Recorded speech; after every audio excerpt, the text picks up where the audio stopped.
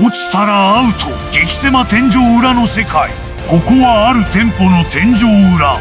新しくエアコンを設置するために天井裏で配管作業を行う。やばい。やばい。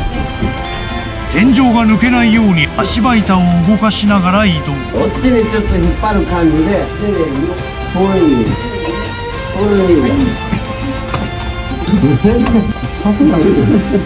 なんで大きい別に入るんですよ。ね。だからいつも俺入るんです。こと聞いてくれないから。天井の上には知られざる現場がある。